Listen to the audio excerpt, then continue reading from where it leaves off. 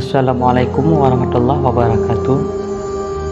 Kisah Siti Masyidah pelayan Fir'aun yang direbus hidup-hidup karena beriman kepada Allah Subhanahu wa Ta'ala.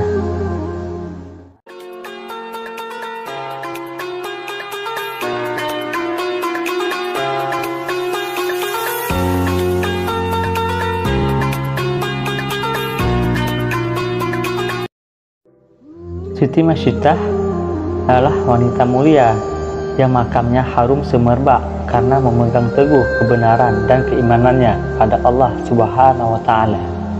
Kisah yang sangat memberikan inspirasi bagi kehidupan.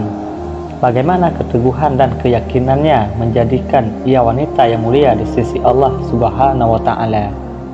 Siti Masyidah adalah wanita yang hidup pada zaman Fir'aun dan sekaligus menjadi pembantu untuk mengurus anak-anak Fir'aun. Fir'aun adalah si raja yang kejam yang menganggap dirinya sebagai Tuhan. Namun ternyata di sekitar Fir'aun ada beberapa orang yang terdekat yang diam-diam beriman kepada Allah Subhanahu wa Ta'ala dan Nabi Musa alaihissalam. Mereka mengikuti tuntunan kitab Taurat, kitab yang diturunkan kepada Nabi Musa alaihissalam pada kira-kira abad ke-12 sebelum Masehi. Orang-orang terdekat itu adalah Aisyah, yaitu istri dari istri Fir'aun sendiri. Siti Masyidah yaitu orang yang mengurus anak Fir'aun, dan seorang bernama Hazakil. Ia adalah pembuat peti tempat Musa balita ditaruh untuk kemudian dihanyutkan ke sungai. Di istana, Hazakil yang menjadi orang kepercayaan Fir'aun menikah dengan Siti Masyidah. Suatu hari terjadi perdebatan yang sangat sengit antara dirinya dengan Fir'aun. Fir'aun menjatuhkan hukuman mati kepada ahli sihir yang menyatakan beriman kepada Nabi Musa alaihissalam. Keputusan tersebut ditentang keras oleh Hazakil. Sikap Hazakil membuat Fir'aun curiga. Atas sikap Hazakil tersebut, Fir'aun menganjarkannya dengan hukuman mati pula. Hal itu tidak membuatnya takut. Ia tetap yakin bahwa tiada Tuhan selain Allah. Fir'aun menghukum mati Hazakil. Siti Masyidah merasa sedih dengan kematian suaminya. Kemudian Aisyah memberikan nasihat kepada Siti Masyidah agar tetap bersabar.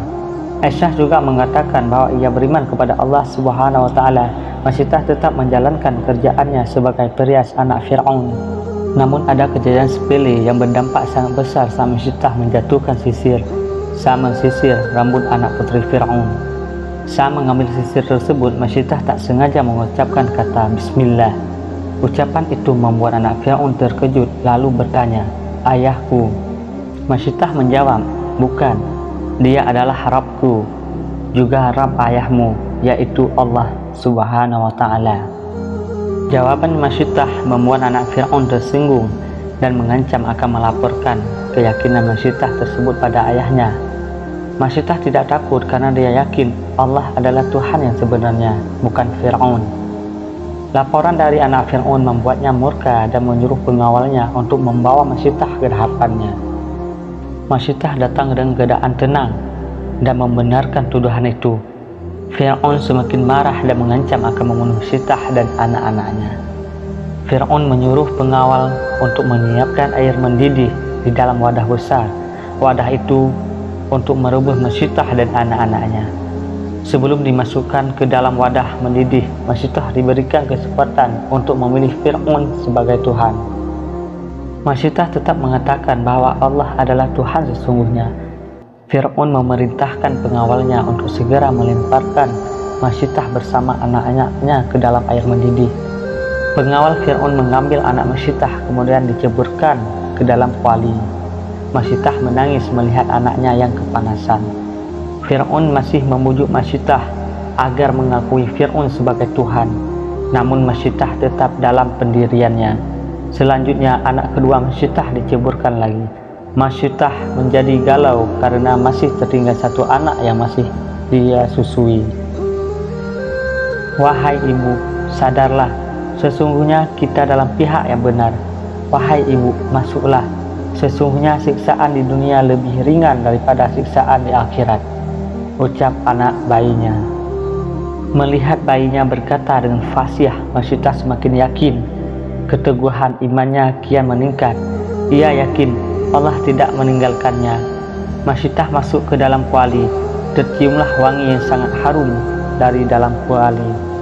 Sesungguhnya orang-orang yang yakin akan tetap berpegang teguh pada Tuhannya akan menemukan jalan terbaik bagi orang tersebut. Sekian. Wassalamualaikum warahmatullahi wabarakatuh.